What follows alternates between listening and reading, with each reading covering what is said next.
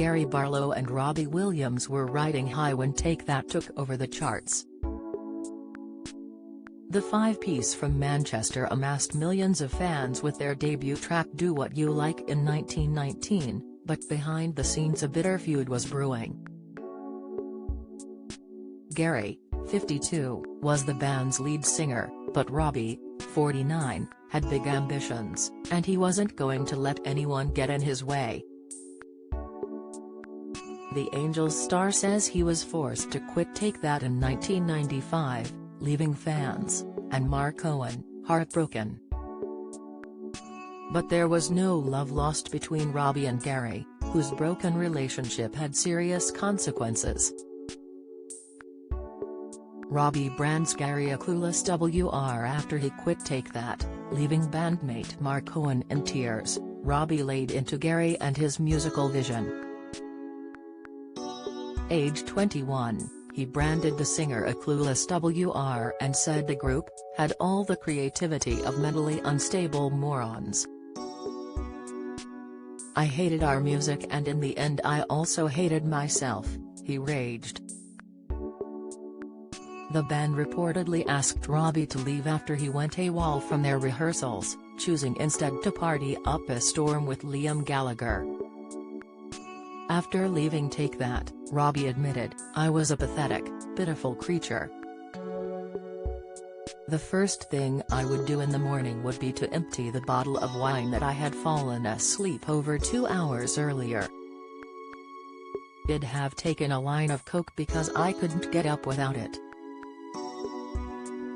Gary accuses Robbie of jealousy. Take That split up a year after Robbie left, but Gary was just getting started.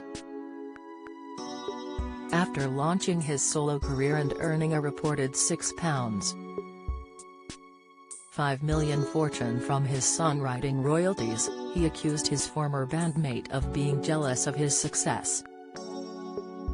After releasing his #1 single Forever Love, he sniped, "I do wonder if that's the source of his, Robbie's, feelings because I probably made 6 times more than they did." Robbie turns the tables. Robbie may have had to wait in the wings, but everything changed when he released Angels in 1997. The song catapulted him into the stratosphere, winning him 3 Brit Awards and selling 6 million records. Gary, meanwhile, was forced to cancel a show at Glasgow's Scottish Exhibition and Conference Centre because of ticketing issues. And after his second album, Stronger, limped into the charts number 35, he got dropped by his record label. Speaking about Robbie's reaction, he conceded, "I can imagine the chat they'll be having in Robbie land tonight," he said at the time. The cheers, wolf whistles and belly laughs. "There's no question now, mate, you're the winner, hands down. My problem has always been Gary." Despite his success, Robbie's friends warned him not to throw it all away amid his spiraling battle with drink and drugs. He snapped back, "Throw it all away?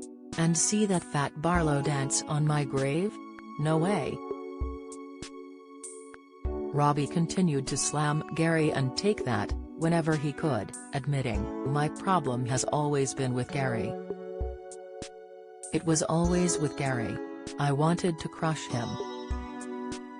I wanted to crush the memory of the band, and I didn't let go. You know, even when he was down, I didn't let go." Gary's secret illness. After the disappointment of his second album, Gary shunned the limelight before developing a serious eating disorder. Trapped in a vicious cycle of binge eating and bulimia, his weight ballooned to 17 st, but he didn't care. He said, "In some ways it sort of needed to happen. I had that ridiculous 90s period where the ego was just getting bigger and you just think, there's only one way back from this, and it was down. Simply because it was a really humiliating thing that happened.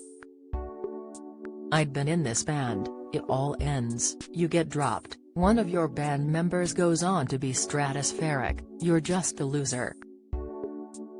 There's like a big L wherever you look, all over your body, you're just a loser. I just didn't want to be me. I just hated myself at that point. Gary added, being sick was a punishment for me. I didn't want to mend it. Bizarrely, I wasn't unhappy doing it. It was good that it hurt. Calling a truce, Gary invited Robbie to his home to discuss their fallout, telling us in 2018, living with that kind of feud isn't right. The chat was like an exorcism. Rob felt that for the last year of Take That, he was crying out to every one of us. In the end, he left and we handled that badly. We let him leave the fold and no one looked after him. Robbie was barely 21. What happened between me and Rob always bothered me. Take That will be performing at the King's coronation concert on Sunday, however Robbie will reportedly be absent. However, a recent post on the Take That page got everyone excited, with a video of all 5 stars, including Robbie and Jason Orange, on stage alongside a caption that said, "Never forget we will have fun like this again. Someday soon."